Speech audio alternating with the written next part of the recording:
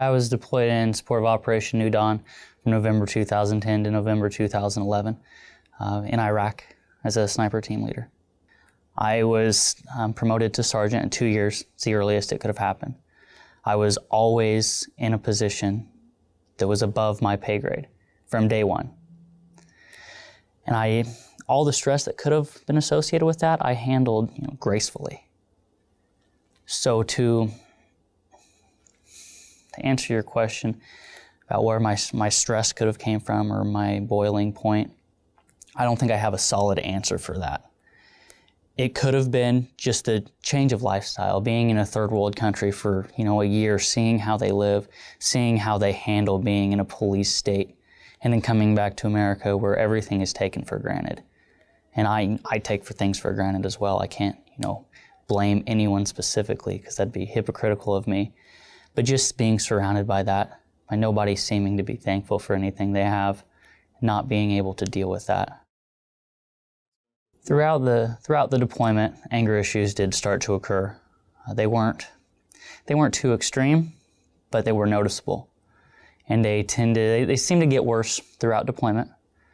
The irritability, just dealing with everyday things, became harder and harder. It was none of the stressful events. Mortars could be flying overhead and there was, several explosions. That didn't bother me. Not at all. It was the little things about being told to do something that just didn't make sense to me. Or after I did it, it was for no reason. I would get so irritated with that. And I thought everything was better. We redeployed to Fort Riley. For about 2 months, there was no problem at all. Everything was joyous, peaceful, whatever words you have for it. But after that period of time, after all of our leave, after our reintegration, the silly things the things I considered silly began to happen again. And it just seemed like that period of time, that period of peace, was like recharging my anger batteries, I guess you could say, and I just exploded. Everywhere, every little situation that would happen, I handled with no military bearing. There was nothing professional about it. It was like I went from being the best soldier to the absolute worst. It was in mid-2012. Not sure what caused it, but I started having horrible sleep issues, anger issues, and just personality issues. And see, at that time I was in the position of section leader of the battalion sniper section. Being part of the sniper section, we're more than just coworkers. We're not ranks. We're first names. We're friends. We are the best of friends that are good at our jobs, and we trust each other. And if somebody starts acting differently, their mood changes, everyone notices. So of course, each and every person within my section tried to help. If it was something as small as saying, "Hey man, you've been acting strange lately," or "Hey, let's go have a drink and talk about what's going on." It was so much support.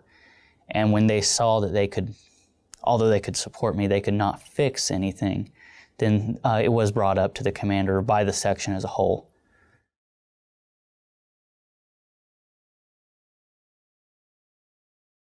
The commander suggested I go see a psychologist. Sorry, words left me. And I did. And we spoke for a few hours over a few appointments, and they sent me to the behavioral health section of the hospital for medication. It took several appointments to get medication. And over the period of the next year, I was on so many downers that I just couldn't do anything. I'd be told to do something, and it was like I didn't hear anything. I was never told. I'd just sit there. I was a zombie. Like I said, this lasted for about a year. Worst time of my life. They finally fixed it, and I'm better now. But through this entire time, my chain of command was very supportive. I was never degraded, and I was never looked down on. I was working one day. I was switched to an office. So my reliability it was shot. And the battalion commander, our lieutenant colonel, came to me, and he was talking about the deployment they just went in on, which was not a combat deployment so much as a training. And he said, "Listen, man, we need to see what's wrong with Powers. This is not about the unit. This is not about me. It's about you. We gotta get this fixed.